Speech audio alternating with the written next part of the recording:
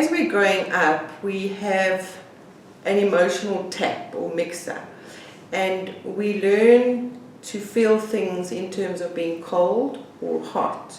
But in certain situations, certain behaviours are required as well as certain emotions. And so children need to learn to regulate this tap of emotion.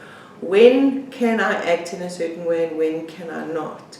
And as they grow up, caregivers who are in a healthy relationship will teach children how to regulate or how to turn up or turn down these emotional reactions. But children who go through early childhood trauma become locked in a hyper-aroused state where they constantly experience fear, threat, and anxiety. And so they do not learn to be able to regulate this tap in terms of when is it high or when is it low. And that has dire effects for you in adulthood because you are not able to regulate your emotions according to the environment in which you find yourself. Okay. So that's A. B is about behavior. So when we look at a child who has been harmed sexually, physically, or emotionally, often you can find two behaviors, or two clusters of behaviors. So either acting out or acting in.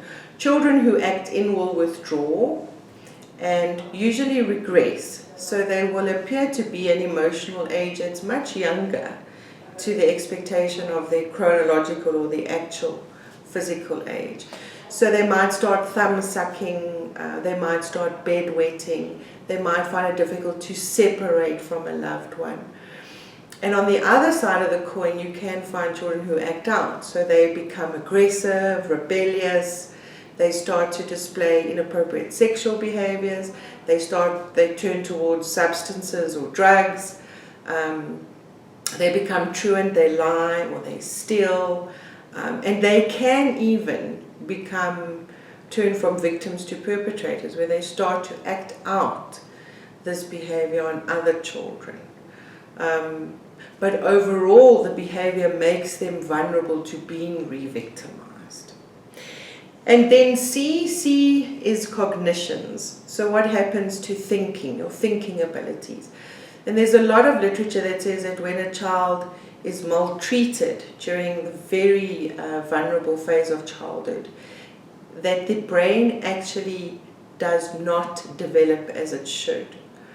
And it's very complicated literature, but I think what it talks to is this fact of children being caught in a state of hyperarousal. So I would often think about the analogy of a light switch. So when children are abused, this light switch goes on, this light switch of danger, red light, having to flee, having to escape. And this switch never really goes off as they grow up. And that's the brain that in some way is affected by this constant state of anxiety. And so it affects the way they think about themselves and the world, and it affects their cognitive abilities. They don't feel good enough. And so overall this affects how they function really at school, but also then how they function in terms of their social abilities. So they learn not to trust. So all in all, they never reach the potential they should in terms of their cognitive abilities. The S at the end of ABCs is for signs and symptoms. And it really refers to physical symptoms.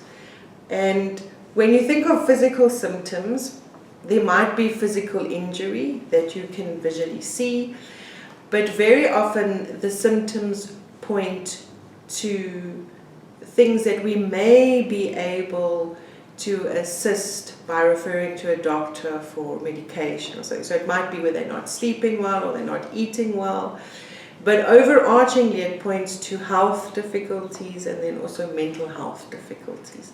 So symptoms around becoming extremely anxious or being depressed. Literature points to the fact that obesity is linked to child maltreatment, diabetes, autoimmune deficiency diseases.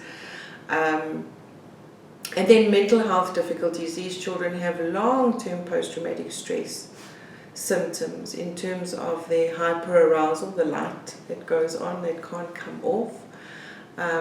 So overall we need to look at them also from a medical perspective and not just from an emotional or psychological perspective.